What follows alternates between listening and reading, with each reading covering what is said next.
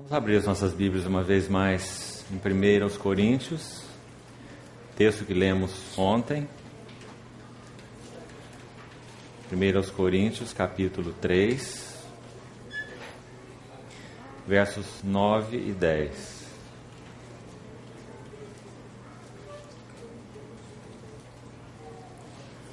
Primeiros Coríntios, capítulo 3, versos 9 e 10. Porque de Deus somos cooperadores, lavoura de Deus, edifício de Deus sois vós. Segundo a graça de Deus que me foi dada, lancei o fundamento como prudente construtor, e outro edifica sobre ele. Porém, cada um veja como edifica. Vamos uma vez mais orar ao Senhor juntos.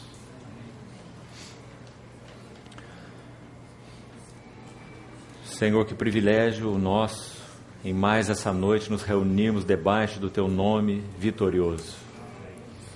Nos colocamos conscientemente, voluntariamente e pela fé debaixo do nome do Senhor, para que o Senhor tenha toda a primazia nesse tempo, para que o Senhor mesmo seja aquele que tome Tua palavra nas Tuas mãos e a abra aos nossos olhos e ao nosso coração.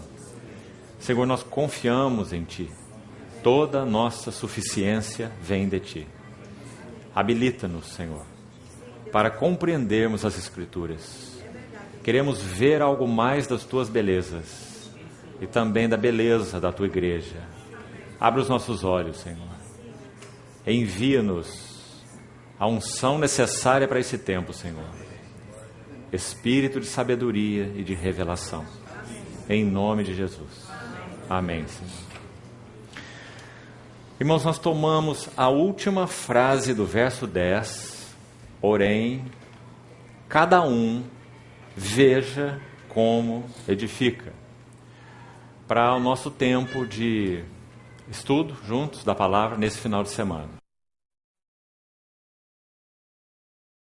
Abrangente. Nós temos subtópicos importantes nesse assunto da edificação. Ontem nós citamos uma pequena série de textos, todos relacionados à edificação. Se o Senhor não edificar a casa, é em vão que trabalham os que a edificam. A sabedoria edificou a sua casa, e essa sabedoria é Cristo, porque Ele se nos tornou da parte de Deus em sabedoria, e justiça, e santificação, e redenção. Então a sabedoria edifica a sua casa, e lavrou suas 7 colunas. Nosso Senhor Jesus, em Mateus 18, Ele, a sabedoria encarnada, disse: eu edificarei a minha igreja. A sabedoria edificou a sua casa. E essa linha da edificação, ela segue a Bíblia, a revelação bíblica de capa a capa, de Gênesis a Apocalipse. Gênesis capítulo 2 inicia com a ideia de edificação, como vimos, quando o Senhor edifica para Adão uma mulher e lhe entrega. E ele então expressa aquele assombro de admiração e de adoração, quando ele diz daquela forma tão poética: esta, afinal. Quantas criaturas já tinham passado pelos seus olhos e nenhuma, afinal de contas, poderia ser sua idônea auxiliadora. Mas agora ele diz: esta sim, esta afinal, é osso dos meus ossos e carne da minha carne. Na tipologia bíblica, osso fala de realidade interior e carne fala de expressão exterior. Então, quando ele olhou para sua esposa, ele diz: é idônea. O trabalho do Senhor Jesus em nossas vidas hoje é exatamente formar essa idoneidade. O que Ele está buscando na igreja é idoneidade. Em outras palavras, Ele está buscando a si mesmo na sua igreja. O que Ele procura na sua igreja é a si mesmo, porque Ele é santo, Ele é perfeito, Ele é puro, o Senhor Jesus. Então, na medida que Ele vai se dando à sua igreja e sendo formado em nós, como isso vai se consumar? aleluia, alegremos, demos-lhe glória, porque são chegadas a ceia das bodas do Cordeiro, cuja esposa, a si mesma, já se ataviou. Por que ela se ataviou? Isso é o que parte da responsabilidade dela. Ela tem que se ataviar. Mas como isso é possível? Porque foi-lhe dado vestir-se de um linho finíssimo, resplandecente e puro. É como o Senhor Jesus preparando um glorioso vestido de núpcias. Só suas mãos podem preparar esse vestido para nos adornar. Só que Ele prepara e coloca numa cadeira. E diz assim, agora você vai lá e coloca. Eu já fiz tudo. Já bordei cada ponto desse vestido. Agora, vista você. A graça e a responsabilidade. Então ontem falamos um pouco sobre esse assunto brevemente, muito brevemente, sobre a importância do equilíbrio entre graça e responsabilidade, porque esse é um dos pares subtópicos, em parelha, importantíssimos no assunto da edificação. Quando nós abordamos o assunto de edificação, se vemos só a graça, nós estamos remando com um remo só, e o nosso barco está girando em círculos e indo a lugar nenhum. Mas se nós pensamos na edificação e remamos só com o remo da responsabilidade, no que cabe a nós fazermos, também o nosso barco vai girar em círculos e não vamos a lugar nenhum. Deus, quando nos envia a sua graça, e Ele é o Deus de toda a graça, que em Cristo nos chamou para a sua eterna glória, o que Ele deseja fazer? Que essa graça, que significa simplesmente provisão, nós não somos capazes de nada, então Ele envia a sua graça. E essa graça vem fazer o que em nós? Vem fazer tudo por nós? Não.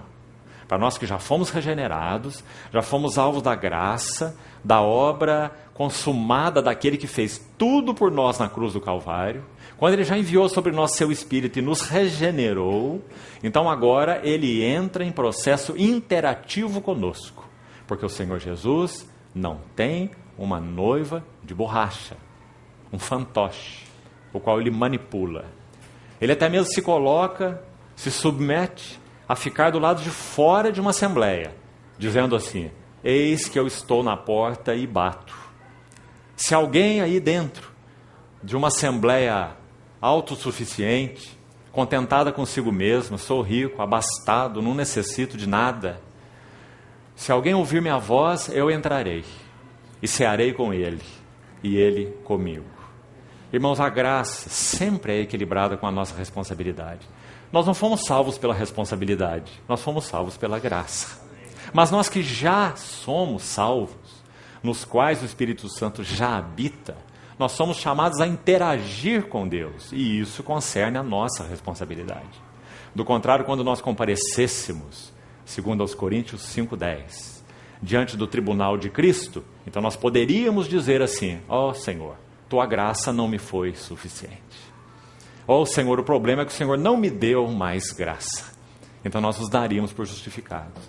Mas no tribunal de Cristo não haverá essas colocações. Porque Deus é o Deus de toda a graça. Ele já nos dispensou graça e todos nós temos recebido da sua plenitude graça sobre graça. Então hoje, se ouvirdes a sua voz, não endureçais os vossos corações. Essa é a nossa responsabilidade. A graça vem para suportar a nossa responsabilidade, dar suporte à nossa responsabilidade. Então, não teremos tempo para avançar nesse assunto, mas essa é uma das parelhas, dos pares de palavra muito importantes, quando nós falamos sobre edificação, como a casa de Deus é edificada, pela graça e pela responsabilidade, pela nossa resposta ao Senhor. Um outro par de palavras que talvez não consigamos passar por ele, só temos mais outro tempo amanhã à noite, é o par consagração e serviço. Dois lados também da mesma moeda, como graça e responsabilidade. Consagração e serviço. Que par brilhante esse. Quem sabe, se assim for da vontade do Senhor, em um outro tempo, nós poderemos falar um pouco sobre isso. Mas dessa vez nós estamos nos detendo sobre o primeiro par, unidade e comunhão. Outro par, dois lados de uma mesma moeda. Graça e responsabilidade, um par. Consagração e serviço, outro par. Romanos 12 expressa esse par aqui de uma maneira linda. Romanos 12 começa mostrando o que é a consagração. Apresentei os vossos corpos como um sacrifício vivo, santo e agradável a Deus, que que é o vosso culto racional, não vos conformeis com esse século. A palavra culto racional, literalmente, fala de um serviço racional. A ideia é um serviço espiritual. A palavra latreia é usada ali, que significa serviço ou adoração. E logo em seguida, a partir do versículo 3 de Romanos 12, Paulo entra na questão do serviço. Ele coloca ali 7 classificações gerais de ministério. Se alguém exorta, se é profecia, seja segundo a proporção da fé. Se alguém ensina, faça com dedicação. Se exorta, com diligência. Quem exerce misericórdia, com alegria, e etc. 7 classificações gerais de serviço, de 3 a 8 de Romanos 12. Logo depois dele ter dito nos versos 1 e 2 a respeito de consagração. Porque consagração e serviço são 2 lados de uma mesma moeda. Nós temos desejo de servir a Deus, então o serviço não começa pelo serviço. O serviço começa pela consagração. Esse também é um par tremendo. Quando o sacerdote era ungido no Velho Testamento, você se lembra, o livro de Levítico, capítulo 8, o sangue era aplicado em primeiro lugar na sua orelha, porque o primeiro ato do serviço é ouvir. O primeiro aspecto da consagração é ouvir. Depois o sangue era aplicado no polegar da mão direita. E nós sabemos muito bem o que diz isso. A mão fala do que fazemos. A mão fala do nosso serviço. A mão fala das nossas obras. E depois era aplicado no polegar do pé direito. E pé fala de caminhos, por onde andamos. Então, todos os nossos caminhos e tudo aquilo que fazemos, o nosso serviço, sempre será governado pelo quanto nós ouvimos. Consagração e serviço, outro par. Mas nós estamos no primeiro par, unidade e comunhão. O que temos visto até aqui? Que a Trindade é a perfeita comunidade. Que comunidade perfeita é a Trindade. Ontem vimos um pouco, citamos alguns textos. O Verbo na eternidade. O Verbo de Deus, Cristo, na Trindade.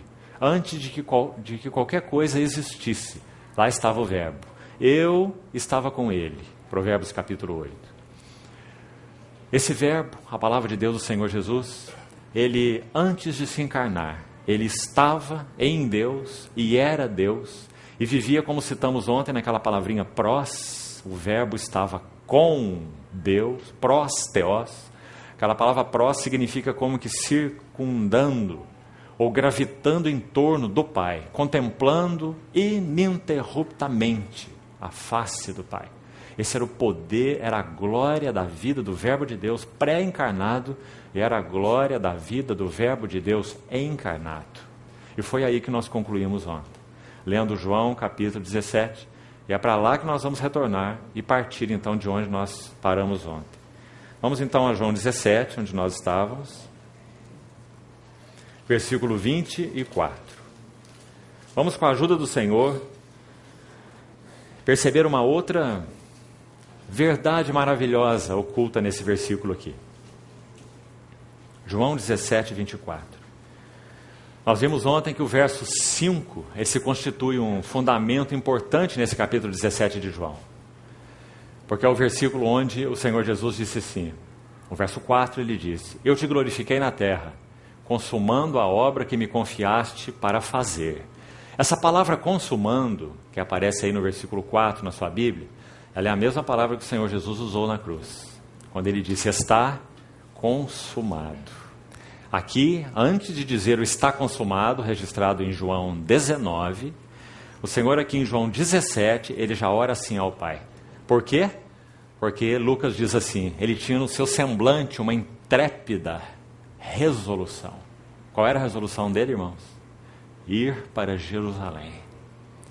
7 vezes no livro de Lucas é mencionada essa decisão do Senhor, caminhando e indo para Jerusalém. E ninguém podia dissuadi-lo disso. Bem que tentaram. Inclusive um dos amados discípulos, Simão Pedro, dizendo para ele: Ô mestre, não suceda isso contigo. Tem compaixão de ti. E Jesus discerniu que era o próprio Satanás, usando a mente não transformada de Pedro, um discípulo, para então induzir no coração de Jesus autocompaixão. E se aquela autocompaixão fosse induzida no coração dele, nós não poderíamos ser salvos. Então o Senhor Jesus olha para ele e diz: arreda, Satanás, seus pensamentos não cogitam coisas de Deus, mas cogitam coisas dos homens. Então ele tinha aquela resolução intrépida. E ele foi até a cruz do Calvário com essa resolução. Aqui, no versículo 5, ele diz assim: e então, consumando a obra que me confiaste para fazer, agora, Pai, glorifica-me com a glória que eu tive. Importante esse verso 5. Junto de ti. Quando, irmãos? Antes que houvesse mundo. Que verso maravilhoso. Essa é a glória do Senhor Jesus, verbo pré-encarnado, ou verbo na Trindade. Qual era a glória dele? Ontem falamos. Era a glória da vida de união com o Pai. Essa era a sua glória. Por isso o verbo estava com Deus, e o verbo era Deus. Então, ontem nós tomamos ainda dessa oração o versículo 20, onde o Senhor Jesus ora por nós que estamos aqui nessa noite, e por muitos outros, os que pertencem a Ele. Ele diz: não rogo somente por estes aqui, os 12, da sua escolha apostólica, mas também rogo por aqueles que vierem a crer em mim, por intermédio da sua palavra. E ele rogava com um motivo muito específico, para que todos sejam um. Não ecumenismo, mas unidade. Unidade em torno da verdade. Se a verdade é perdida, não pode haver unidade. Porque unidade que não tem fundamento na verdade não é unidade bíblica, é unidade ecumênica. A unidade tem como fundamento a verdade. Compreende, irmão, o quanto isso é importante? A única autorização que nós temos do Senhor para não preservarmos a unidade com nossos irmãos é quando a verdade é perdida. Paulo chega a dizer, dentro desse assunto, aos irmãos aos coríntios, dizendo assim: se alguém vem ter convosco e não traz esta doutrina, com o tal nem ainda comais. Porque a unidade não pode ser preservada sem verdade. Tão importante isso. A verdade é o fundamento da unidade. E a unidade é o fundamento da comunhão. Verdade, fundamento da unidade. E a unidade, o fundamento da comunhão. Qual é a base da nossa comunhão? A base da nossa comunhão é geográfica, política, administrativa? Não. A base da nossa comunhão é a unidade do Espírito, a unidade do corpo de Cristo. Como é importante vermos isso, irmãos. Senão nós vamos estabelecer uma base diferente daquela que o Senhor estabeleceu. E aí nós correremos muitos riscos de colocarmos uma base diferente do que o Senhor estabeleceu. Então, depois no verso 21, sejam um como? Para que todos sejam um. Assim ele terminou o verso 20, você está conferindo aí na sua Bíblia. Então no verso 21 ele vai dizer, já estudamos também um pouco ontem, esse verso precioso, onde ele mostra o que significa ser um. Aí ele diz assim: e como és tu em mim, e eu em ti, também sejam eles em nós. Não é tremendo esse verso, irmão? Ontem nós falamos um pouco sobre isso. Como é o filho no pai? Pleno. Como é o pai no filho? Pleno. Então nós fomos chamados para quê? Para essa plenitude. Todos nós temos recebido da sua plenitude, graça sobre graça. Paulo, quando ora pelos Efésios, na segunda oração, capítulo 3, iniciando no verso 14, ele conclui essa oração no verso 20, e ele diz assim: para que sejais, verso 19, para que sejais tomados de toda a plenitude de Deus. Lembra-se? Junto com todos os santos, compreendendo a largura, a altura, o comprimento e a profundidade. Do quê? Do eterno propósito de Deus em Cristo Jesus, que está no verso 11 de Efésios 3. Então, junto com todos os santos, nós compreendemos a altura e a largura, porque esse eterno propósito é imenso. Ele tem a ver com as riquezas insondáveis de Cristo. Então, nós só podemos compreender isso junto com todos os santos. É riqueza demais para nós individualmente. Junto com todos os santos, possamos compreender a largura, possamos compreender a profundidade, comprimento, altura e conhecer o amor de Cristo que excede todo entendimento. O resultado disso, para que sejais tomados de toda a plenitude de Deus. Aí nós olhamos para isso, nós curvamos nossa fronte e falamos: Senhor, tem misericórdia de nós. Então Paulo, depois de concluir essa oração, ele fala assim: ora, como que nos encorajando, ora, aquele que é infinitamente capaz de fazer infinitamente mais do que tudo quanto pedimos ou até pensamos, conforme o seu poder que opera em nós. A Ele seja a glória. E aí escute o que Paulo diz: na igreja em Cristo Jesus. Que lindo, irmãos. Ele poderia só dizer em Cristo Jesus, mas ele não diz só em Cristo Jesus. Ele disse: a Ele seja a glória. A quem? A esse Deus que tudo opera. A Ele seja a glória na igreja em Cristo Jesus. Porque esse é o propósito de Deus. Conduzir a igreja à plenitude de Cristo Jesus. Então, é sobre isso que o Senhor Jesus está orando em João 17. Como és tu, ó Pai, em mim, como eu sou em ti, sejam eles em nós. E o resultado? Testemunho genuíno. Porque o verso termina: para que o mundo creia. Irmãos, o mundo está cansado de palavras, discursos, oratórias, visões, revelações, teologia, misticismo, não é? Cansado. O que o mundo busca ler na igreja é aquilo que ele não pode ler na Bíblia, porque o mundo não quer saber de Bíblia. A igreja lê a Bíblia e o mundo lê a igreja. Então a igreja é o testemunho vivo, como carta de Cristo, para que o mundo creia que tu me enviaste e os amaste, como também amaste a mim. Então ele continua assim, verso 24: Pai, a minha vontade, e ontem também falamos um pouco sobre essa vontade. A vontade do Senhor é santa, a vontade do Senhor é perfeita, pura. Ele negou sua vontade para que respondesse plenamente à vontade do Pai, passando pela agonia do desamparo e do abandono na cruz. Perdeu de vista a face do Pai. Aquilo que ele disse no verso 5, a glória que eu tive junto de ti, antes que houvesse mundo, é a glória da união, como já vimos em João 1, é a glória desse prós-teós, é a glória dele estar sempre contemplando a face do Pai, pois agora ele iria perdê-la. Ele não sabe o que é isso, ele nunca experimentou isso. Ele é o verbo eterno, é o verbo de Deus, o Filho de Deus, em Deus. Agora na cruz do Calvário, que ele está antecipando nessa oração de João 18, no Getsêmani, aí logo em seguida, ele antecipa essa agonia, sua gotas como de sangue. E na cruz então ele diz: oh meu Deus, por que me abandonaste? Que palavra terrível, irmãos, que horror. É por causa desse abandono que nós fomos trazidos para a comunhão do Deus triuno, da Trindade. E agora então fica muito claro para nós que não há nada que ofenda mais a obra da cruz e o derramar do Espírito Santo do que nós promovermos divisões entre nós. Que nós vivamos em união, que nós vivamos em comunhão, sem negociar os fundamentos da fé, sem negociar a verdade, como já falamos, verdade, unidade, comunhão, nessa ordem, sem alterar. Não é comunhão primeiro, é verdade primeiro, e então unidade, e então comunhão. Mas é tão importante compreendermos o significado daquele brado do Senhor: somos fruto do penoso trabalho da sua alma. Ele verá a sua posteridade. Nosso Senhor Jesus não teve filhos naturais, não é? Sua posteridade somos nós. Ele verá a sua posteridade. Aqui está uma pequena parte da sua posteridade. E ele prolongará os seus dias. Não é maravilhoso isso? Porque ele disse assim em João 14: eu virei, naquele dia vós conhecereis. Não é? João capítulo 14, verso 20. Então, é sobre isso que ele ora aqui em João 17. Agora existe algo mais para nós examinarmos aqui, e vamos então seguir. Olhe por favor o verso então 24. Pai, a minha vontade é que...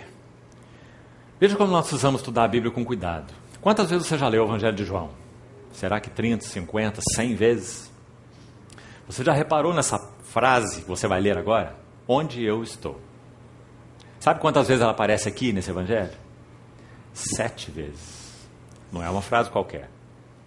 7 vezes. Onde eu estou, onde eu estou, onde eu estou. O que o Senhor Jesus quer dizer com isso? Onde ele estava?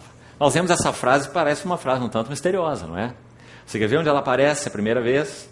Vamos lá, para acompanhar isso. Creio que vamos tirar proveito disso aqui.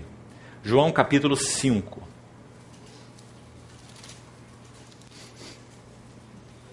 É o capítulo 7, perdão. João capítulo 7. A primeira vez onde aparece então essa expressão. Ela deixou os que a ouviram muito curiosos. E penso que da mesma maneira, se prestamos atenção a ela, nos deixa muito curiosos. Veja o capítulo 7 do Evangelho de João, verso 34. Haveis de procurar-me, e não me achareis. Também onde eu estou, vós não podeis ir. Não é uma expressão curiosa? Tão curiosa que veja o que aconteceu. Olha a sequência dos versos. 35. Disseram, pois, os judeus uns aos outros, para onde ele irá, que nós não o possamos achar?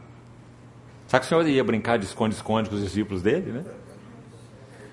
Irá, porventura, para a dispersão entre os gregos, com o fim de os ensinar? Então ficou as interrogações na cabeça deles. Com esse onde eu estou, vós não podeis ir. Ele está aqui, mas ele diz que ele está num lugar. Ele não diz onde eu estarei. Não é o futuro, é o presente que ele usa. Onde eu estou. Mas ele estava na frente deles. Onde eu estou, vós não podeis ir. Não é? Uma tremenda indagação isso gerou neles. Versículo 36. Que significa? Olha a pergunta deles. De fato, o que ele diz? Haveis de procurar-me e não me achareis.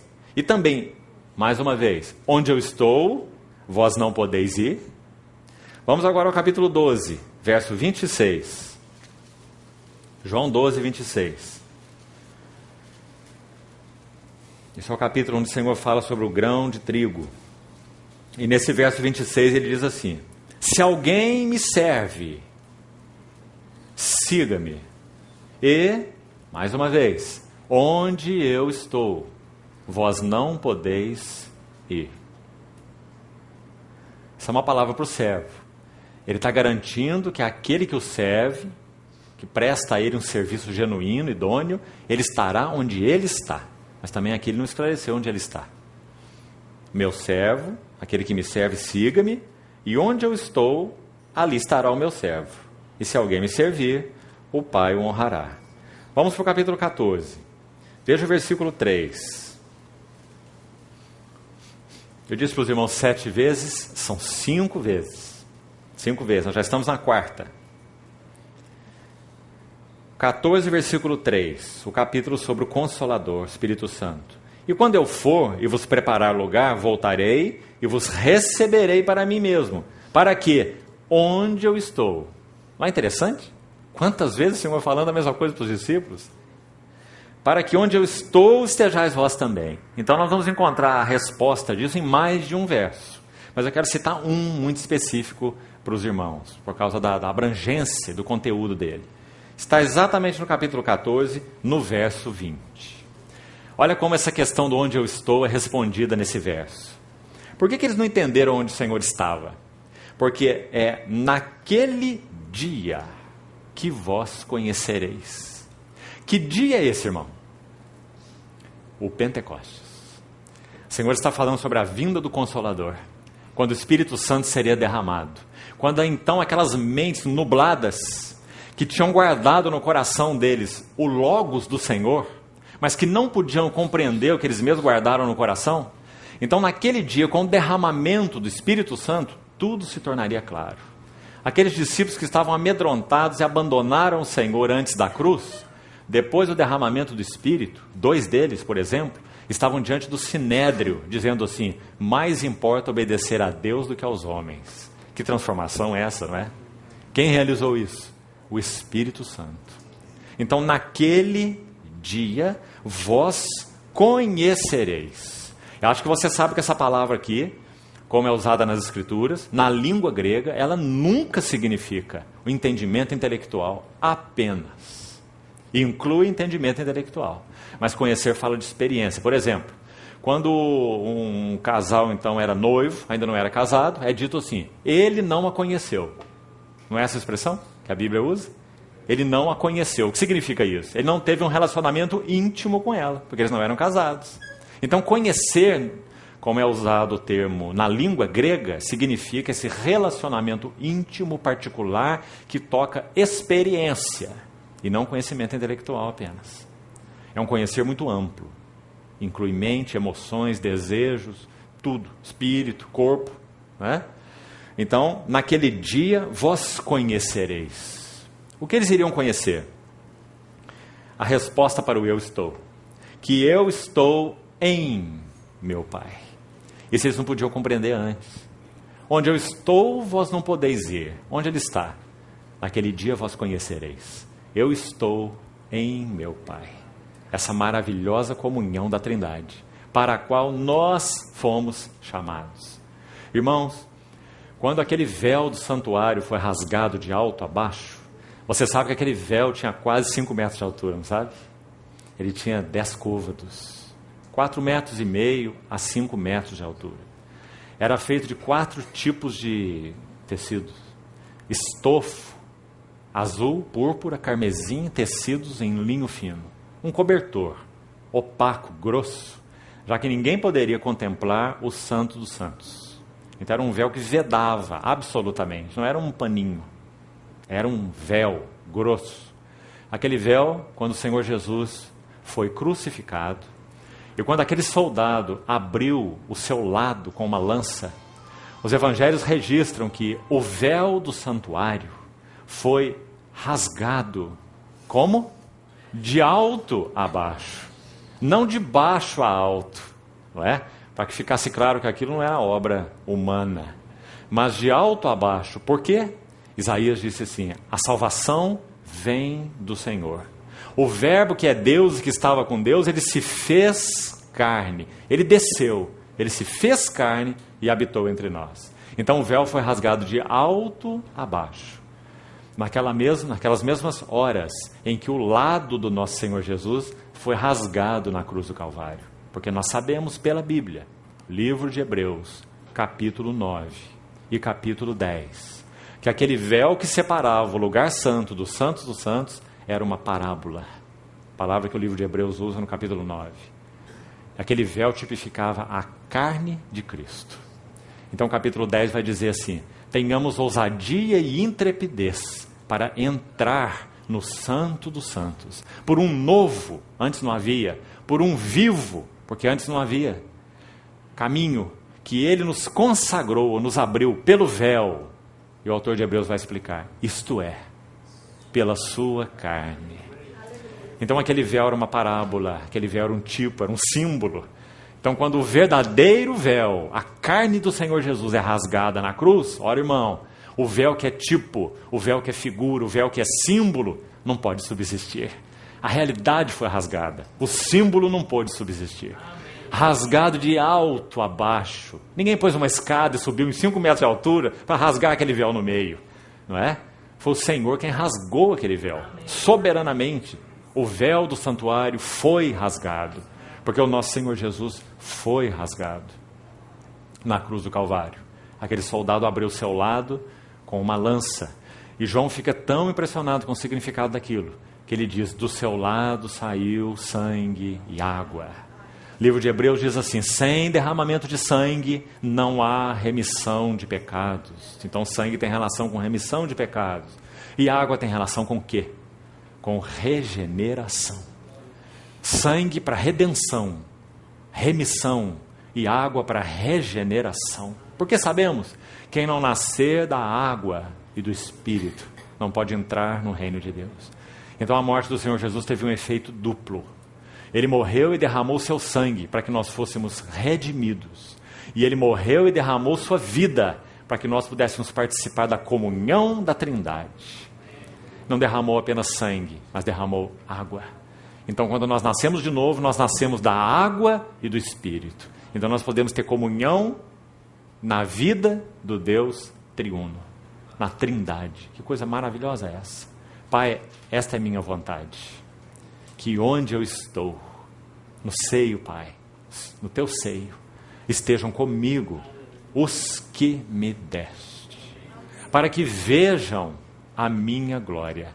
Por isso Paulo vai dizer assim: e todos nós com o rosto desvendado, porque não apenas o véu do santuário foi rasgado, mas esse véu também aqui foi rasgado, o véu do nosso entendimento. 2 Coríntios 3,18. E todos nós com o rosto desvendado, contemplando como por espelho a glória do Senhor. Porque é isso que ele disse em João 17, 24, que ele queria. Onde eu estou, meu Pai, sejam comigo os que me deste para que vejam minha glória. Glória que me conferiste. Então, contemplando como por espelho a glória do Senhor. O resultado em nós, somos transformados. De glória em glória. Na sua própria imagem. Lembra que nós falamos sobre idoneidade? É isso que o Senhor busca na igreja. Ele busca a si mesmo. Transformados de glória em glória à sua própria imagem. E quem faz isso? Como pelo Espírito do Senhor. 2 Coríntios 3,18. Tão claro e tão maravilhoso. Esse é o propósito do Senhor. Então, aí que nós concluímos basicamente ontem à noite. Hoje nós vamos dar mais uns passos seguindo 1 Coríntios, onde nós estávamos ontem. E vamos buscar ali também a ajuda do Senhor para vermos 4 aspectos dessa vida de comunhão. Especialmente desse entrar na comunhão. Como isso funciona. Então vamos lá de novo para o primeiro livro de Paulo, a primeira epístola aos Coríntios. Capítulo 1, já lemos ontem alguns versículos. Fomos até o versículo 9, um versículo importante, chave, não é só para esse capítulo, mas para o livro todo, porque a epístola de Paulo aos Coríntios foca, acima de tudo, unidade e comunhão. Se queremos realmente a ajuda do Senhor para conhecer bem esses assuntos, unidade e comunhão, esse é o livro indicado, 1 aos Coríntios, porque o maior problema dos Coríntios tocava isso, tocava a quebra da unidade e tocava os problemas da comunhão. Eles tinham até mesmo na sua comunhão ciúmes, contendas, soberbas, disputas e muita coisa mais. Carnalidade em geral. Então, o verso 9, onde concluímos ontem, no caso do livro dos Coríntios, que estávamos estudando, nós fomos até o versículo 9. Fiel é Deus. Versículo 2 diz que nós fomos chamados para ser santos. Disse que nós somos santificados em Cristo Jesus. Isso fala da nossa posição. Ele nos santificou nele mesmo. E esses que ele santificou, ele chamou para ser santos. Duas coisas correspondentes, não são iguais. Primeiro, ele nos santifica para ele, no sentido de nos separa para ele. E depois, esses que ele separa com um propósito. O propósito é para ser santos. Em outras palavras, para sermos semelhantes a ele. Também já comentamos isso ontem. E o que significa ser chamado para ser santo? Essa expressão do verso 2, veja aí na sua Bíblia. Creio que ela está muito bem explicada no verso 9. O caminho para sermos santos ou semelhantes a Cristo é experimentarmos a comunhão de seu Filho Jesus Cristo, porque Ele é o Santo de Deus. Então, usamos ontem a figura daquela mesa, Graças a Deus, porque Ele, Deus o Pai, está de um lado, nós, os chamados para ser santos, estamos do outro lado. E essa refeição, para usar uma figura, porque essa pessoa rica do nosso Senhor Jesus é que é servido nesse banquete de comunhão. Por isso que Paulo fala das riquezas insondáveis de Cristo. E nós devemos permanecer nessa mesa do banquete. Sabe o que acontece na nossa história? Por causa da necessidade que temos do avanço da obra do Senhor nas nossas vidas, irmãos, nós somos tão distraídos de muitas maneiras. E muitas vezes a nossa distração nos leva a terrenos perigosos, a terrenos movediços. Às vezes nossas distrações nos levam à carne. Às vezes nossas distrações nos levam ao mundo. E nós perdemos um bom tempo, como Abraão perdeu 13 anos diante do Senhor. Ontem nós citamos, sem ouvir o Senhor, depois que ele produziu o fruto da sua carne, Ismael. Então, para extrapolar ainda mais essa figura, é como se o Senhor amarrasse uma corda nos nossos pés e a outra ponta no pé da mesa. Por quê? Porque fiel é Deus. Ele nos chamou. Esse chamado não é reversível. Minhas ovelhas ouvem minha voz. Eu as conheço. Elas me seguem. Se nós realmente nascemos de novo, e essa é a questão, se nós não tivemos uma conversão psicológica, uma conversão a uma ideia, uma conversão a um grupo, a uma teologia que seja, mas se nós nascemos de novo e nascemos do alto, por operação do Senhor Jesus, então nós somos habitados pelo Espírito Santo. E esse é um dom irrevogável de Deus. Então Ele amarra essa corda na nossa canela e amarra a outra ponta no pé da mesa. Porque Ele não retira a nossa liberdade. Então se eu quero levantar da mesa de comunhão, eu posso me levantar. O Pai não vai se levantar. O banquete vai continuar servido, mas eu posso me levantar. Então eu levanto e vou seguir o meu curso, distraído, não é? E muitas vezes em terrenos perigosos, a carne, o mundo. Mas irmãos, versículo 9 diz, fiel é Deus. Ainda que sejamos infiéis, Ele permanece fiel. Que maravilhoso Deus nós temos, irmãos. Mas como nós voltamos muitas vezes arrebentados, não é? Porque a corda foi longa demais, muito tempo. E nós batemos tanta cabeça, e nós ferimos tanto. E há um princípio aqui tão importante para ser recolhido por nós. O Senhor nos perdoa? Sempre. Se confessarmos nossos pecados, Ele é fiel e justo. Veja, fiel mais uma vez, fiel. Deus é fiel.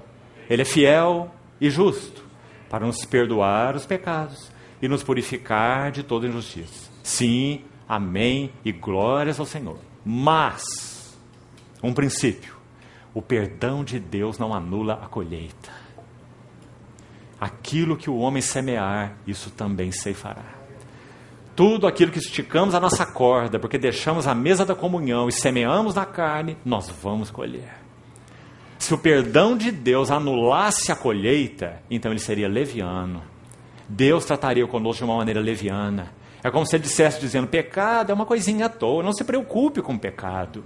Eu sou o Deus todo misericordioso. Tudo que você fizer, eu te perdoarei.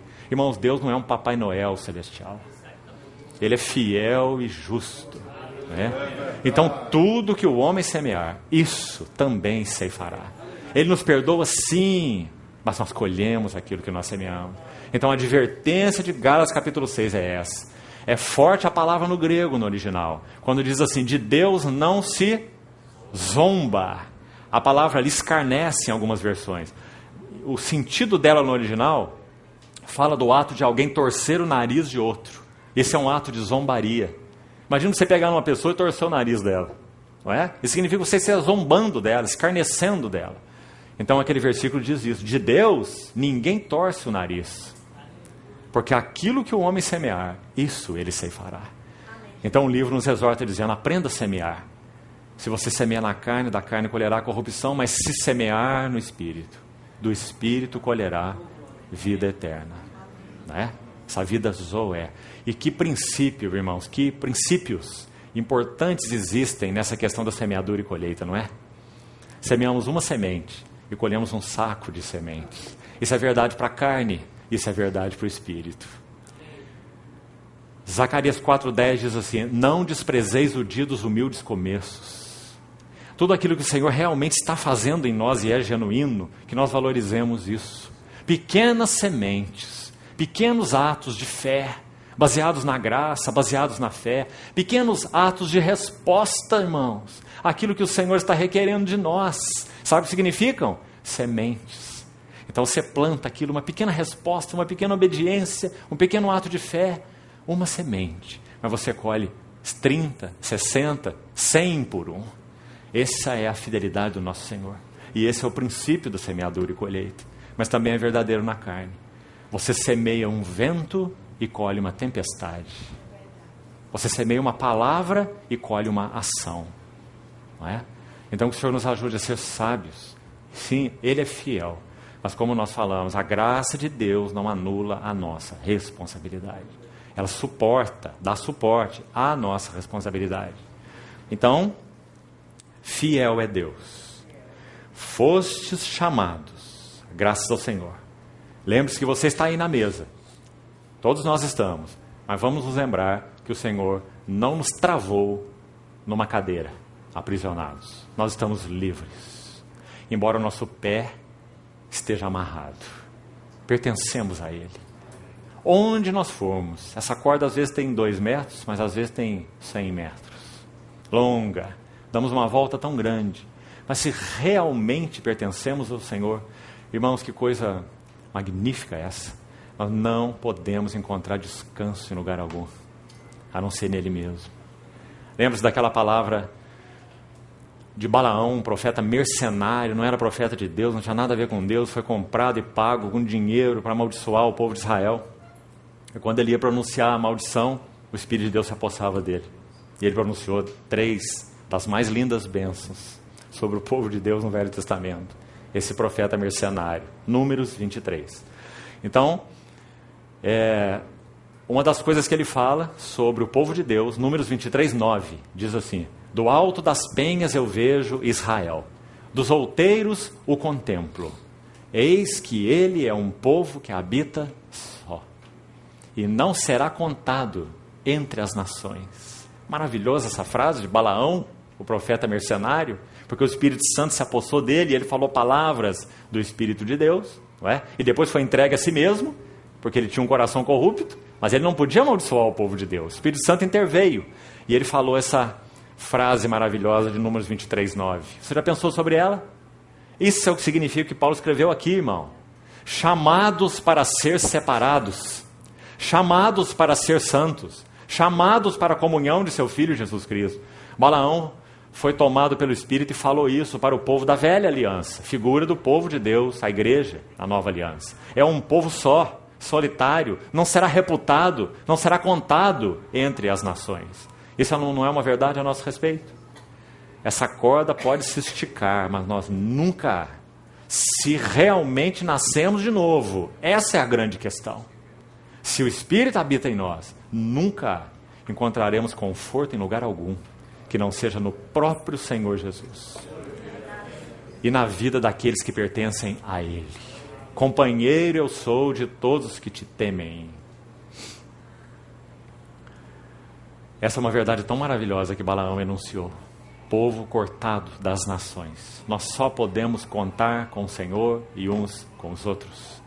Não tente compartilhar suas dificuldades com o mundo. Eles vão mandar você para o psiquiatra, achar que você está ficando louquinho da Silva, não é? Ninguém entende a sua linguagem, daqueles que nasceram de novo. Nós só podemos contar uns com os outros, em Cristo Jesus. Mesmo Espírito, mesma linguagem, os mesmos conflitos, 2 naturezas. Qual outra criatura nessa terra tem 2 naturezas? Ninguém, só o cristão. Os outros só têm uma natureza. É a natureza mundana, humana, carnal, natural, não é? Que não aceita as coisas do Espírito, que não entende, porque ele parece loucura. Não é isso? Só nós temos 2 naturezas. Então nós só podemos contar com o Senhor e uns com os outros. Chamados à comunhão do seu Filho Jesus Cristo, o nosso Senhor. Então depois desse verso 9 ele continua assim: rogo-vos, irmãos. Ele tem que entrar com rogo aqui. Porque, irmãos, se ele falou sobre essa comunhão a qual nós fomos chamados, o que ele deve fazer é exortar os coríntios, não é? Diante daquela confusão que eles estavam vivendo. Como que dizendo, parem com tudo. Peçam ao Senhor que abra os seus olhos. Rogo-vos, irmãos, pelo nome do nosso Senhor Jesus Cristo, que faleis todos a mesma coisa, não haja entre vós, e aqui a palavra, divisões, afetando então a comunhão para a qual nós fomos chamados, não é? Afetado pela soberba, pelos ciúmes e etc., por tanta coisa distorcida que havia entre eles. Antes, sejais inteiramente unidos na mesma disposição mental e no mesmo parecer. Esse verso aqui nos faz lembrar de Filipenses capítulo 2. Você lembra que quando Paulo escreveu aquela carta aos Filipenses, ele usa naquela epístola, muitas vezes, a palavra pensar e seus derivados. Pensar, mente, pensamento, porque é um foco naquela carta. E havia 2 irmãs ali com problema no serviço. E eram 2 irmãs amadas, consideradas de Paulo. Ele diz que juntas, elas se esforçaram com ele no Evangelho. E também com Clemente e com outros cooperadores. Então ele escreve a carta aos Filipenses, que foi enviada para os Filipenses por Epafrodito, que levou um donativo da igreja em Filipos para Paulo na prisão domiciliar em Roma, e voltou com aquela carta, uma troca maravilhosa. Eles enviaram um donativo de amor e voltaram com uma epístola inspirada. Filipenses, 4 capítulos, não é? E numa das frases de Filipenses, Paulo diz assim: Eu rogo a você, meu fiel companheiro de julgo, era Epafrodito, auxilie essas irmãs, auxilie. Qual era o problema delas? Elas não estavam pensando concordemente no Senhor. Você vê como essas coisas afetam a comunhão? E agora, qual mente ia prevalecer? A mente mais forte? A mente de Evódia ou a mente de Sintique, essas duas irmãs? Você lembra bem de Filipenses? Filipenses 2 diz assim: tende em vós a mesma mente que houve também em Cristo Jesus. Que lindo, irmãos. Não é questão de uma mente prevalecer sobre outra mente. É questão de a mente de Cristo estar sendo formada em todos nós, para que, tendo a mente de Cristo, nós possamos viver a verdadeira vida de comunhão e a verdadeira vida de unidade.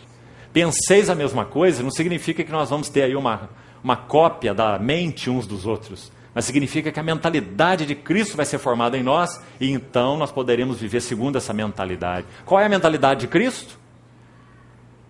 Muito simples e profunda. Sendo Deus, não julgou que, sendo igual a Deus, era algo, esse ser igual a Deus era algo que ele devia se aferrar, se agarrar a qualquer custo, mas ele esvaziou-se a si mesmo e assumiu a forma de servo. Essa é a mente que houve em Cristo Jesus. Irmãos, que mente maravilhosa. Você se lembra que quando o Senhor Jesus, pouco antes de ir para o Getsemane, de caminhar para Jerusalém, ele enfrentou uma situação muito delicada no seu grupo mais íntimo. Um evangelista registra que Tiago e João foram fazer um pedido a ele. E um outro evangelista diz que foi a mãe deles que pediu. A conclusão que nós chegamos é que os três foram, se você combinar os relatos. Porque os relatos não se contradizem, os relatos se completam, claro. Então, o que aconteceu foi que a mãe do Tiago e do João pegou os dois, imagina os dois filhinhos, deviam ter uns 30 anos aí cada um.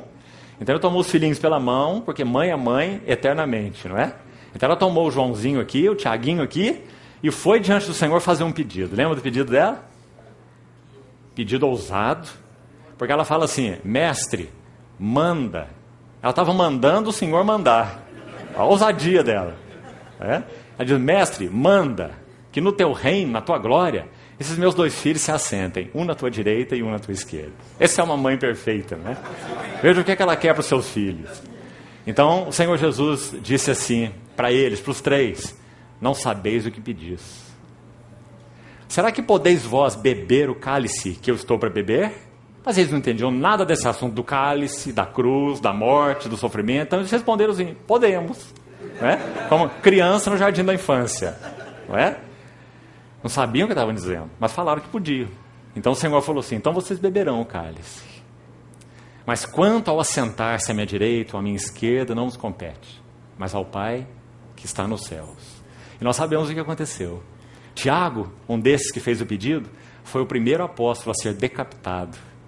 Ele bebeu o cálice como fiel testemunha do Senhor. Depois que o Espírito desceu, que tudo ficou claro para ele, ele pôde oferecer sua vida em testemunho de fidelidade ao Senhor. Atos capítulo 12. Herodes mandou decapitar Tiago. E João foi o discípulo que viveu a vida mais longa. Tiago tomou a cruz em um testemunho, em um ato, e foi decapitado. E João tomou a cruz dia a dia e seguiu fielmente o Senhor por mais de 90 anos, experimentando os sofrimentos de Cristo. Então, quando nessa situação de Mateus 20, eles foram fazer esse pedido, o nosso Senhor os repreende, como nós falamos, e ele diz assim: sabeis que entre os povos os governadores os dominam e exercem autoridade sobre, olha a palavra que o Senhor usou, sobre eles. Mas entre vós não será assim. Aquele que quiser ser grande entre vós, esse seja o vosso servo. Aquele que quiser ser o primeiro entre vós, esse seja o que vos sirva. E aí ele completa assim: tal como o Filho do Homem, que não veio para ser servido, mas para servir e dar a sua vida em resgate por muitos. Irmãos, essa é a mente de Cristo. Então, quando Paulo escreve assim para os Coríntios, como nós acabamos de ler: sejais inteiramente unidos na mesma disposição mental e no mesmo parecer. Isso é Filipenses capítulo 2. Nós só podemos viver a vida da igreja se a mente de Cristo for formada em nós. Não há outra alternativa para nós. Que a nossa mentalidade seja tirada de lado e que a mente de Cristo seja formada em nós. Aquele João capítulo 13 é tão sublime, não é, irmãos? Parece que quanto mais nós lemos aquele texto, mais lições nós tiramos, né? Inesgotável, aquele lava-pés. Quantas lições num texto tão objetivo, não é? Quantos detalhes, quanta profundidade. E ali está o nosso Senhor, aquele que tinha essa mentalidade. Irmão, sabe uma das coisas lindas que nós vemos naquele texto do lava-pés? A cruz, que veio depois, fala da vitória do Senhor Jesus sobre a morte. Quando ele foi à cruz e se entregou à morte, era o santo entrando na morte. E por causa dele ser santo, ele ia destruir a morte. Então a cruz é a vitória do Senhor sobre a morte. Mas pense aqui sobre isso. A bacia e a toalha falam da vitória de Jesus sobre a vida. Ele foi vitorioso na vida por causa da bacia e da toalha. Nós só podemos ser vitoriosos em vida se a bacia e a toalha são uma marca das nossas vidas. Compreende isso, irmão? A bacia e a toalha representam a vitória de Jesus sobre a vida. Vitória do homem, o rei servo, aquele que sendo rico se fez pobre por amor de nós, para que pela sua pobreza nós nos tornássemos ricos. Que haja em vós a mesma mente que houve também em Cristo Jesus. Irmãos, como falar de comunhão sem isso? Não é comunhão, não há comunhão sem a mente de Cristo Jesus. Então a mesma disposição mental e o mesmo parecer. Pois a vosso respeito, meus irmãos, eu fui informado pelos da casa de Cloe que há contendas entre vós. Refiro-me ao fato de um de vós dizer: eu sou de Paulo, e eu sou de Apolo, e eu sou de Cefas, e eu sou de Cristo. Versículo interessante esse. Parece que numa primeira análise, o último grupo era o grupo correto. Aquele grupo que diz: não, nós não queremos nada com vocês. Vocês são de Paulo, vocês são de Apolo, vocês são de Cefas, nós não queremos nos submeter a nenhum ministério de homens. Estavam certíssimos, não é? Nos ligarmos a homens em termos de preferências. Mas quando eles disseram: eu sou de Cristo, isso manifestou o erro deles. Porque se eles tivessem visto o que significa a comunhão do corpo de Cristo, na base da unidade, essa não seria a frase. Mas a frase seria: nós somos de Cristo. Compreendeu isso, irmão? A diferença entre uma coisa e outra. Não eu sou de Cristo, mas nós somos de Cristo. Como que dizendo: vocês que estão dizendo que são de Paulo, vocês estão errados. Nós somos de Cristo. Não há ninguém de Paulo, não há ninguém de Apolo, e também não há ninguém de Cefas. Nós somos de Cristo.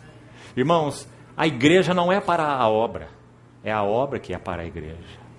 A obra é como andaime. A igreja é o edifício de Deus. Então, quando eles disseram: eu sou de Paulo, eu sou de Apolo, eu sou de Cefas, Paulo começa com essas perguntas e vai nelas até o capítulo 4, os 4 capítulos. Ele cita Apolo no capítulo 3 e cita Apolo no capítulo 4 de novo, porque ele usa essa colocação dos coríntios o tempo todo. Eu sou desse, eu sou daquele. Ele fala: quem é Paulo, quem é Apolo? Paulo foi crucificado por vós? Vocês foram batizados em nome de Paulo? Né? Lembra-se do texto aí na sequência? Ele diz: graças a Deus que a ninguém eu batizei, senão Crispo e Gaio. E além deles, não me lembro se eu batizei algum outro, para que ninguém diga que foi batizado em nome de Paulo. Não é? Então você vê o cuidado dele, nesse assunto da unidade, nesse assunto da comunhão. Nós somos de Cristo. Agora, irmãos, capítulo 2, eu queria mencionar para os irmãos, já entrando aqui na etapa conclusiva, queria compartilhar com os irmãos 4 aspectos, se não for possível hoje, nós continuaremos amanhã, de ajuda nos capítulos 2 e 3 principalmente, do como nós podemos viver a vida de comunhão, como entrar nessa comunhão. Se o versículo 9 deu a chave, Deus é fiel e nós fomos chamados à comunhão de seu Filho, Jesus Cristo nosso Senhor. Verso 9 do capítulo 1. Então, o capítulo 2 e 3 vai nos ajudar no como, no caminho da comunhão. Com frases, com verdades explícitas aqui, muito preciosas. Então vamos destacar alguma delas. Primeira, veja o versículo 1 do capítulo 2. Eu, irmãos, quando fui ter convosco, anunciando-vos o testemunho de Deus, não o fiz com ostentação de linguagem ou de sabedoria, porque decidi nada saber entre vós, senão a Jesus Cristo e este crucificado. Importantíssima essa colocação aqui. Porque, em primeiro lugar, aqui nós vamos tirar dois aspectos já importantes. Como nós entramos na comunhão do corpo de Cristo? Em primeiro lugar, por causa da vida derramada do Senhor Jesus. Vamos, esse é o ponto mais essencial. Nós não nos candidatamos à comunhão. Nós levantamos o nosso dedo e dissemos assim: Senhor, lembra de mim. Eu sou um candidato a participar aí da sua igreja ou da sua comunhão. Não fostes vós que escolhestes a mim. Eu vos escolhi a vós. Eu vos designei para que vades e deis frutos. Então, como nós entramos na comunhão em primeiro lugar? Parece tão simples dizer isso, mas é tão necessário. E ao mesmo tempo, amados, é tão profundo. Nós entramos na comunhão em primeiro lugar porque nós viemos a participar da vida do Senhor Jesus. Essa comunhão não é uma comunhão de interesses, não é uma comunhão de negócios, não é uma comunhão social. É muito estranho se você está numa assembleia onde você percebe que quase que 100% dos irmãos são de uma determinada classe social. Coisa estranha isso. Ou são de uma determinada classe cultural. Estranha. Ou são de uma determinada raça. Estranho. Porque em Cristo não há grego, não há judeu, não há bárbaro, não há cita, não há escravo, não há livre, mas Cristo é tudo e em todos. Não é? Então, nós entramos na comunhão em primeiro lugar por causa da vida derramada do Senhor Jesus. O Senhor nos ajude a apreciar mais isso, irmãos. Que vida tínhamos nós, irmãos? Uma vida egocêntrica. Comunhão, nem pensar. Nem conosco mesmos. Nós usamos uma metáfora aí para tentar ilustrar um pouco da seriedade desse assunto. Não dá vontade a alguns de nós, talvez até hoje, de que o nosso pescoço fosse rosqueado, igual um parafuso, para alguns dias assim pela manhã você levantar e você descoxar a cabeça, colocar no lado da sala, no cantinho assim do quarto e sair devagarzinho para ela não vir atrás de você, não é? De tanto que nós somos confusos, ansiosos, preocupados, divididos, atormentados, não é assim? Não vos inquieteis, não vos preocupeis, não é? Mas a cabeça não é coxada, não é? Qual é o desejo do Senhor para nós? Como que Ele nos chamou? Ele nos chamou nos dando sua vida. Irmãos, o melhor de nós, será que nós podemos usar essa palavra? Não é? Acho que não, só uma maneira de expressar. O melhor de nós era trapo de imundícia. Estáveis mortos nos vossos delitos e pecados, andando no curso deste mundo. E esse curso tem um destino, e é para lá que nós íamos. Não é? Todos nós estávamos na lotação, com a placa, inferno. Passagem comprada só de ida. Né? Ele vos deu vida, estando vós mortos nos vossos delitos e pecados. Irmãos, o quanto nós temos apreciado disso? A igreja é a comunhão da vida do Senhor Jesus. Como nós falamos, do seu lado não saiu só sangue, do seu lado saiu água. E isso é exemplificado pelo grão de trigo. O grão de trigo exemplifica esse segundo aspecto da morte do Senhor Jesus. Porque o grão de trigo representa a vida derramada do Senhor Jesus. Não há sangue no grão de trigo, não é? Então o grão de trigo fala especificamente do aspecto da vida. Quando o Senhor Jesus morreu, Ele morreu para repartir sua vida. E a nossa comunhão é uma comunhão na vida. Nós podemos ter comunhão com pessoas absolutamente diferentes de nós. Nós às vezes encontramos um irmão africano que conheceu o Senhor e que foi lá criado no seu contexto, na sua história, e nós temos aí uma hora de comunhão com ele e parece que nós conhecemos esse irmão há 20 anos, não é? Por causa da vida do Senhor Jesus, uma vida tão poderosa, tão sublime, uma vida que nos deu uma mesma linguagem, mesmos sentimentos, não é? Irmão, sabe por que não experimentamos mais disso? Porque a vida do Senhor Jesus em nós não é madura. Se a vida do Senhor Jesus em nós for amadurecendo, nós experimentaremos mais dessa comunhão preciosa do corpo de Cristo. Porque criança, irmãos, é muito trabalhosa. Crianças requerem cuidado o tempo todo. Crianças têm duas características principais, não é, que se complementam. Elas têm que ser cuidadas o tempo todo. Elas não podem cuidar de si mesmas. E elas, obviamente, então, por consequência, nunca assumem responsabilidade por outros. É uma maneira interessante de nós aquilatarmos em que nível da nossa relação com Cristo nós estamos. Nós somos aqueles, na vida de comunhão, que precisamos de cuidado o tempo todo, porque nós estamos sempre mazelados, né? E nunca assumimos responsabilidade por outros, alimentar os outros com a vida do Senhor, suprir os outros com a luz do Senhor, com a palavra do Senhor. Será que nós somos esses? Ou somos aqueles que em toda reunião nós temos uma lamúria? Quase que nós levamos um cartaz para a reunião, né? Dizendo, eu estou sofrendo, orem todos por mim. Não é? A criança é assim, ela chama atenção para ela o tempo todo. Egocentrismo, não é? Mas na medida que a cruz vai entrando em nós, Cristo vai sendo formado em nós, a vida de Cristo vai amadurecendo em nós, irmãos, nós vamos encontrando outro nível, tanto de existência quanto de comunhão. E para isso nós fomos chamados. Graças ao Senhor. Que casamento pode funcionar sem isso? Não é? Sem essa vida. E o segundo passo que nós vamos dar é sem essa cruz. Casamento sem isso são duas sanguessugas, como diz o livro de Provérbios, né?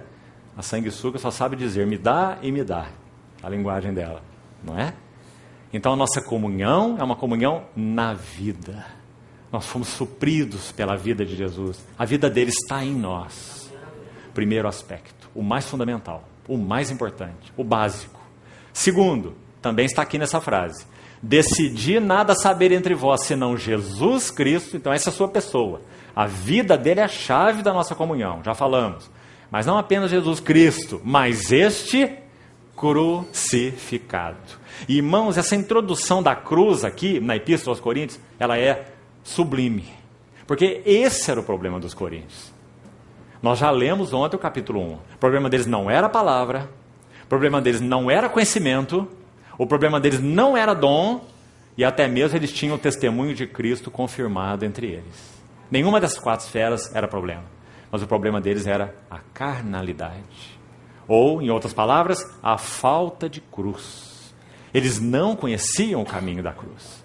Então, segundo aspecto da entrada na comunhão, da permanência na comunhão, a cruz, o caminho da cruz.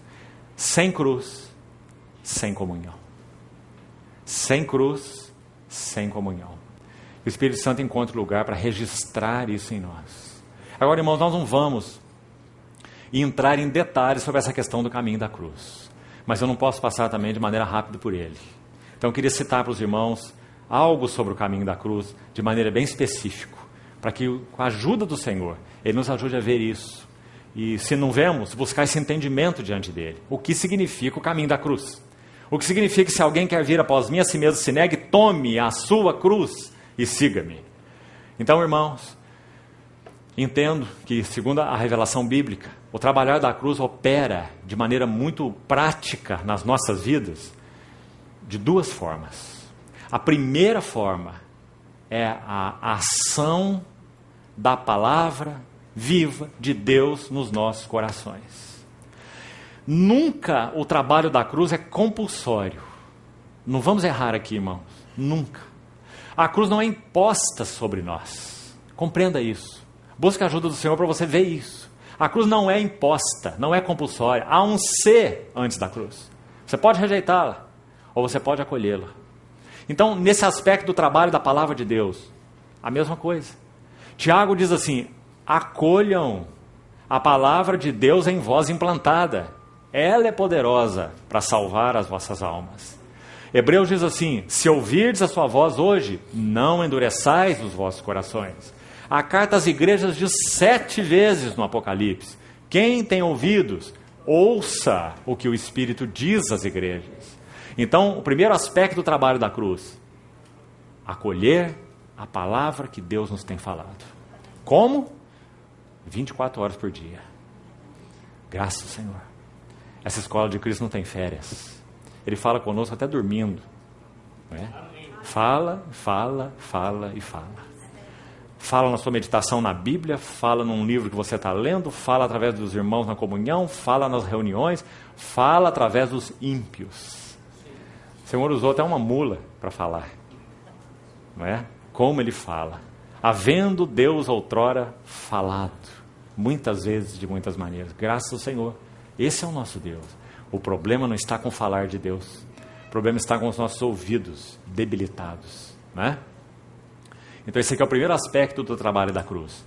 Acolhamos a palavra que Deus tem nos falado. Irmãos, às vezes uma frase, um item, um assunto, aquele assunto lá daquele relacionamento seu com aquela pessoa, aquele assunto lá do seu trabalho específico, o Senhor está te falando uma palavra. Se nós não acolhemos a palavra do Senhor e deixamos que essa palavra penetre em nós e discirna, afinal de contas, o que o Senhor quer fazer ali, o que é dele ali, o que não é dele ali, o que é do Espírito ali, o que é da carne ali, o que é terreno ali, o que é celestial ali, então nós não poderemos ser transformados de glória em glória e o caráter de Cristo ser formado em nós. Então comunhão, nada. Não experimentaremos avanço na vida de comunhão, porque a palavra de Deus não tem sido acolhida por nós. Então nós podemos acolhê-la ou não acolhê-la, é opção nossa. O Senhor nunca vai nos forçar a acolher a sua palavra. Primeiro aspecto da cruz, a palavra. Segundo aspecto da cruz, do caminho da cruz, a providência, o arranjo circunstancial de Deus. Deus arranja todas as coisas providencialmente para trabalhar a cruz em nossas vidas. Irmão, peçamos ao Senhor para que nos mostre isso. Então, por exemplo, nós não estamos num vínculo conjugal com a pessoa errada. Nós estamos no vínculo conjugal com a pessoa certa.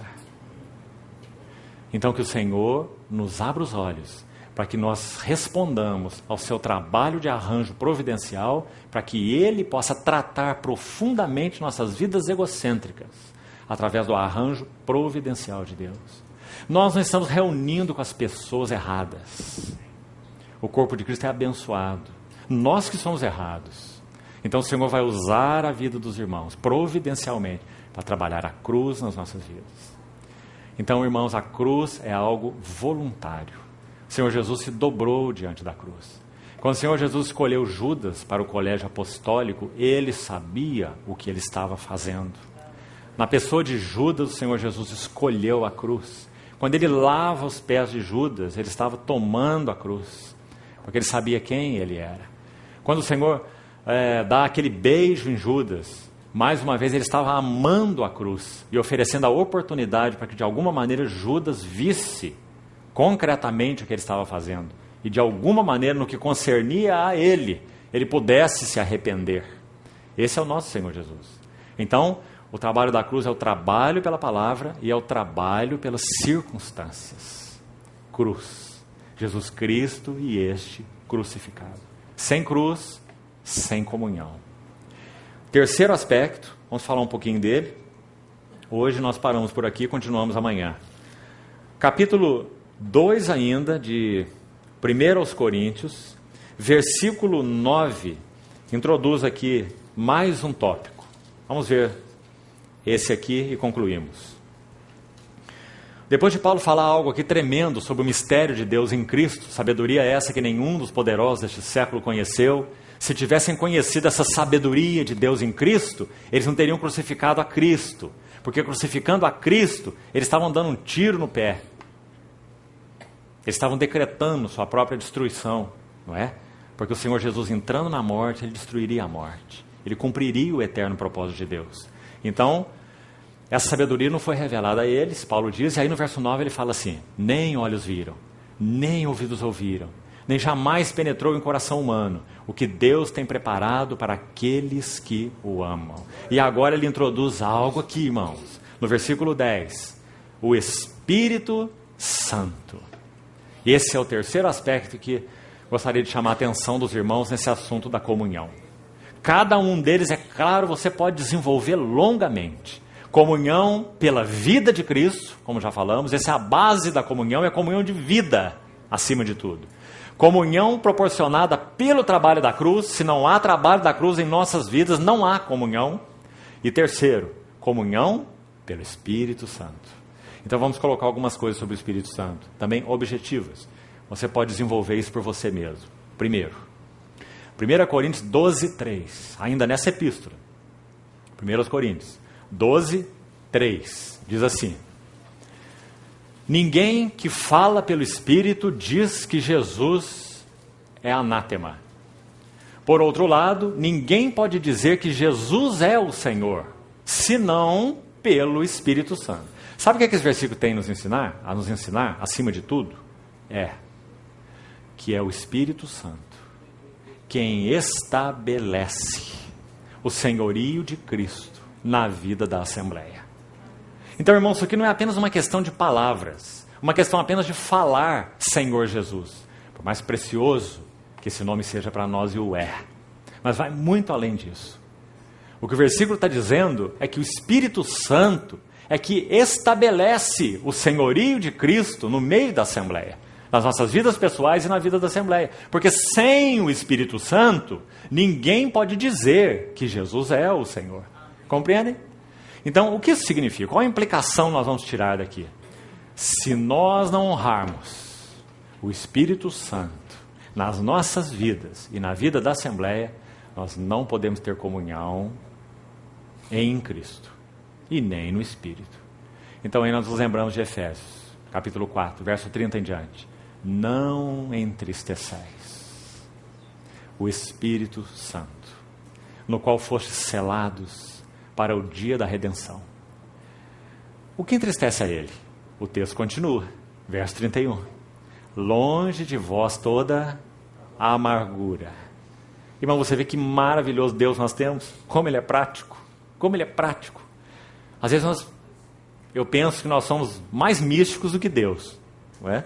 Deus é tão prático, tão maravilhosamente prático. Ele está nos ajudando a ver o que significa entristecer o Espírito Santo. Então Ele diz, amargura. Se há amargura nas nossas vidas, há amargura nos nossos relacionamentos, há amargura na vida conjugal, há amargura entre pais e filhos, há amargura entre os irmãos, esqueçam comunhão. Porque a amargura entristece o Espírito Santo. E se o Espírito Santo está entristecido, o senhorio de Cristo não pode ser estabelecido no seio da Assembleia. Porque sabe o que acontece conosco, irmãos? Nós encaramos as verdades de Deus de forma automática, e esse é um risco imenso para as nossas almas. Nós pensamos assim, a Bíblia diz assim, onde estiverem 2 ou 3 reunidos em meu nome, ali eu estou no meio deles. Sabe o que nós fazemos com esse versículo? Nós consideramos isso automático, não é? Então estão 2 ou 3 reunidos e invocam o nome do Senhor Jesus, então o Senhor Jesus está no meio deles. Irmão, esse texto não diz isso. Estar reunido em meu nome significa muita coisa. Não significa apenas que invocamos o nome dele. Esse em meu nome significa que o nome dele é temido, o nome dele é reverenciado, o nome dele é agradado, significa que o coração dele está satisfeito com as nossas vidas. Às vezes nós achamos que o nome de Jesus é como uma senha, não é assim? Como se fosse um abracadabra, não é? E que perigo isso, irmão. Nós costumamos dizer assim para os irmãos, se você for numa casa de material de construção aqui em Natal, e chegar lá e disser assim, em nome do irmão Nelson, eu vim aqui comprar 10 sacos de cimento. Mas se ele não enviou, e se não é o que ele deseja, então isso é uma usurpação, não é? Isso é roubo, é uma usurpação. Não é porque você disse eu estou aqui em seu nome, não é? Então isso significa estou aqui segundo sua vontade, eu estou aqui segundo seus interesses, eu estou aqui segundo a sua mente, segundo seus desejos. 2 ou 3 em meu nome, então eu estou no meio deles. Quanta implicação tem isso, irmão? E nós tentamos colocar isso no câmbio automático, não é? E achar que as coisas então assim funcionam. Não, irmão. Esquece essa coisa de funcionar. As coisas espirituais não são assim. As coisas espirituais elas têm realidade. Ou tem ou não tem. Não é? Nós não podemos colocar nada para funcionar. Isso não depende de nós. Isso depende só do Senhor, pelo Espírito. O que Ele precisa encontrar em nós é um lugar agradável. Então não entristeçais o Espírito Santo no qual for selados. Longe de vós a amargura, longe de vós a cólera, longe de vós a ira, longe de vós a gritaria, longe de vós a malícia, a blasfêmia. Antes, sede uns para com os outros benignos, compassivos, perdoando-vos uns aos outros, assim como Deus em Cristo vos perdoou, porque esse agora é o lado oposto da moeda. Isso honra o Espírito Santo, não é? E faz com que o senhorio de Cristo seja estabelecido na vida da Assembleia. Aí nós não precisamos preocupar quem vai ministrar a palavra, porque aquele que vai ministrar a palavra, ele vai se levantar cheio do Espírito, porque o Espírito Santo se agrada da vida particular dele, se agrada dos seus pensamentos, não é? Do seu coração. Oh, irmãos, Davi compreendeu isso tão bem. Sonda-me, ó Deus, e conhece o meu coração. Prova-me e conhece meus pensamentos. Vê se há em mim algum caminho mau e guia-me pelo caminho eterno. Essa é a nossa necessidade, irmãos, fundamental, para que experimentemos essa comunhão no Espírito. Ninguém pode dizer Jesus é o Senhor, senão pelo Espírito Santo. É essa pessoa santa, divina, não poder, não influência. Às vezes achamos que o Espírito Santo é uma bateria celestial. Só temos que aprender lá como conectar nossa tomada nele, não é? Para recebermos alguma coisa. Nunca, de forma nenhuma. Ele não é isso. Ele não é fonte de poder. Ele é pessoa divina. Então não entristeçais o Espírito Santo, no qual for selados para o dia da redenção. Então, em primeiro lugar, o Espírito Santo é o único que pode estabelecer na vida da Assembleia o senhorio de Cristo. Que coisa tremenda é essa, irmãos. Precisamos pensar mais nisso. Precisamos orar mais sobre isso. Precisamos ir aos pés do Senhor sobre esse assunto. Porque nós achamos, estamos às vezes tão intoxicados, né, com essa questão do funcionar. Que para que avancemos, nós precisamos ter a maneira certa de funcionar. E essa questão tem nos levado a muito erro. Você lembra que no livro de Êxodo tem duas coisas grandes feitas de ouro, além da Arca da Aliança, né? Uma é o candeeiro de ouro, a outra é o bezerro de ouro. Você se lembra? Ouro fala da vida, da natureza e da glória de Deus, não é assim? O candeeiro foi feito com 1 talento de ouro, a golpes de martelo e de cinzel, uma escultura. Imagine isso, aquela barra de ouro sendo batida e aquele lindo candeeiro surgindo. Isso é um milagre, não é? Aliás, os estudiosos estão aí com a pulga atrás da orelha, tentando descobrir como que aquele candeeiro foi feito sem solda. Não consegue fazer uma réplica desse maravilhoso instrumento, não é? Porque Êxodo diz que Deus encheu do espírito de sabedoria aqueles artesãos para eles fazerem a obra do tabernáculo, não é? O espírito de sabedoria. Então aquele candeeiro foi feito. Sabe do que isso fala? Candeeiro está interpretado em Apocalipse. Os 7 candeeiros são as 7 igrejas. Então aquele cinzel e aquele martelo sendo batido nele fala de que Deus não pode ter o seu testemunho na terra. Deus não pode ter seu candeeiro, a não ser que a cruz trabalhe profundamente nas nossas vidas. Do contrário, ele vai ter muita boa intenção, muita estratégia, muita forma, mas não vai ter a igreja. Então a grande diferença entre o candeeiro e o bezerro de ouro é que o candeeiro foi forjado a golpes, o trabalho da cruz, como já falamos, pela palavra, pelas circunstâncias. Fala, Senhor, que o teu servo ouve. O trabalho da cruz e o bezerro de ouro, ele foi feito em um molde. Por que nós sabemos? Porque é dito em Números 32 que Arão pediu as argolas de ouro das mulheres. E aquele ouro foi lançado no fogo, como ele diz. E Arão era um cara muito interessante. Porque quando Moisés desceu do monte e viu aquela situação complicada ali, a adoração ao bezerro, ele perguntou: Arão, você está louco? O que você fez? Você sabe como Arão respondeu? Ele disse assim: eles me deram ouro, eu lancei no fogo e saiu esse bezerro. Interessante esse Arão, não é? Um bezerro mágico, um bezerro instantâneo. Ele estava se esquivando da responsabilidade dele. Não foi isso que aconteceu, não. Ele pegou esse ouro, ele derreteu esse ouro, não é? Ele colocou numa forma, porque como é que ele produziu um bezerro de ouro, do ouro derretido, não é? Então aquele ouro derretido foi para dentro de um molde, e então aquele bezerro apareceu. É isso que temos feito com a igreja. Nós achamos que a igreja nasce de molde. É só aprender a fazer a coisa certa, falar as palavras certas, funcionar da maneira certa, e a igreja acontece. Isso é bezerro de ouros, não é candeeiro. A igreja só pode ser lavrada com golpes de martelo e de cinzel. O trabalho da cruz nas nossas vidas, para que o Senhor tenha o seu testemunho. Irmãos, infelizmente, nossa tendência é nos apegar aos moldes. E alguns transportam os moldes de cidade para cidade. Isso então é um dano para a obra do Senhor, não é? Porque sem trabalho da cruz, sem testemunho, sem igreja. Então, primeiro aspecto, o Espírito Santo é quem estabelece a senhoria de Cristo. Segundo aspecto, 1 Coríntios capítulo 2, versículo 10. Deus nolo revelou. Vamos pensar aqui um pouquinho agora sobre esse aspecto. O Espírito Santo é quem revela. Então nós estamos aqui no terceiro ponto. Primeiro, entramos na comunhão pela vida do Senhor Jesus, entramos na comunhão pelo trabalho da cruz, já falamos, e entramos na comunhão pelo Espírito Santo. E o Espírito Santo é enfatizado aqui nesse capítulo 2 e 3 de formas maravilhosas. Estamos citando alguns exemplos. Primeiro, é o Espírito que revela. Revelação é algo preciosíssimo, irmãos. O Senhor falou assim para Pedro: Pedro, você não é o espertão, inteligente, não foi carne, não foi sangue quem te revelou, mas o meu Pai que está no céu. Então ele pôde ver quem é Cristo. E logo em seguida ele diz: eu também te digo. Porque ele teve a primeira governante revelação, que é Cristo, a visão de Cristo. Então ele pôde obter uma segunda. Porque o Senhor disse: e também, não esqueça da palavra também, também eu te digo, você é um pedregulho, uma parte do que eu estou fazendo, uma lasca, como a palavra diz no original, né?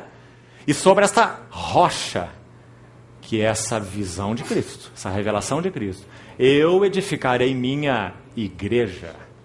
Primeiro Cristo, depois a igreja. Cristo é o sol, a igreja é a lua. Não permita que a lua entre na frente do sol. Do contrário, nós teremos trevas na terra, eclipse. Nós não pregamos a igreja, nós não pregamos o testemunho do Senhor, nós pregamos o Senhor, sua pessoa, sua obra. Quando nós pregamos Cristo, nós temos a igreja. Quando nós pregamos a igreja, nós temos problemas. Então, revelação, segunda coisa importante. Você já deve ter lido algo do irmão T. Austin Sparks. O que esse irmão Sparks disse sobre revelação é algo muito interessante. Ele disse assim: revelação é uma abertura no reino da realidade espiritual reunida na pessoa de Cristo, feita pelo Espírito Santo. Que definição linda de revelação. Uma abertura no reino da realidade espiritual, reunida na pessoa de Cristo e feita pelo Espírito Santo. Por isso ele é o Espírito de revelação, né? Deus nos concede espírito de sabedoria e de revelação. Irmãos, nós precisamos permanecer na presença do Senhor assim. Senhor, revela-me. Senhor, abre-me. Senhor, me mostra Cristo, mais das suas riquezas. Ele tem prazer nisso, mas Ele quer ouvir essa nossa oração. Revelação. Então esse é um outro assunto importante na comunhão. Nós queremos que nossa comunhão avance, então nós precisamos de mais revelação do que? De Cristo. Das riquezas insondáveis de Cristo. Terceiro, vou só citar, nosso tempo já está avançando muito. Você pode continuar aí na sequência dos versículos do capítulo 2 e você vai ver um outro item aqui sobre o Espírito Santo. Iluminação. O Espírito Santo é o que ilumina. E que texto lindo é esse aí. Diz que a nossa vida natural, como homens naturais, e os homens naturais, que então não foram ainda regenerados, eles não conhecem as coisas do Espírito de Deus. Eles não podem entendê-las. Lhes parecem loucura. O homem natural não aceita as palavras que Paulo usa. O homem natural não entende, palavras fortes, né? Aí ele fala assim: e disso também falamos, não em palavras ensinadas pela sabedoria humana, mas ensinadas pelo Espírito. Olha que coisa maravilhosa, irmãos. Nós queremos avançar na comunhão da igreja, precisamos de palavras ensinadas pelo Espírito. Quando você vai aconselhar um irmão, por exemplo, o que você precisa para ajudá-lo, exortá-lo, encorajá-lo, admoestá-lo? Você precisa ter 1 hora de visita, 2 horas, 3 horas na casa dele, falando às vezes tudo que não serve para nada? Você precisa de uma frase que seja uma palavra do Espírito. Palavras ensinadas pelo Espírito. Como um martelo que esmiuça a penha. Palavras ensinadas pelo Espírito. Nós precisamos delas para a comunhão do Espírito na vida da igreja. E aí, o próximo item nós vamos deixar para amanhã, porque vamos precisar entrar nele com mais detalhes, no capítulo 3. mais um aspecto dessa entrada na comunhão. Então vamos colocar diante do Senhor esse tempo que tivemos juntos e vamos guardar esses itens de maneira especial no nosso coração. Esse entrar na comunhão pela preciosa vida que foi derramada em nós e que é propriedade nossa pela graça do Senhor. Entramos na comunhão pelo trabalho da cruz, absolutamente necessário, não é opcional se nós queremos comunhão. Trabalho da cruz. Terceiro, entramos na comunhão pela ação do Espírito Santo, porque Ele é que estabelece o senhorio de Cristo no nosso meio, então Ele precisa ser honrado e agradado como pessoa divina, que habita em nós, e é o Espírito Santo quem revela as coisas de Deus, é o Espírito Santo quem ensina as coisas de Deus, é o Espírito Santo quem ilumina. E amanhã então nós vamos seguir um pouco mais daqui onde estamos parando hoje. O Senhor nos ajude, irmãos. Amém. Vamos orar. Acho que nós podíamos ter um pequeno tempo de oração corporativa. Aqueles irmãos que quiserem expressar o Senhor em adoração, em clamor, em petição, em arrependimento diante dele. Então vamos conservar um pequeno tempo, alguns minutos, para que nós oremos de maneira corporativa. Amém?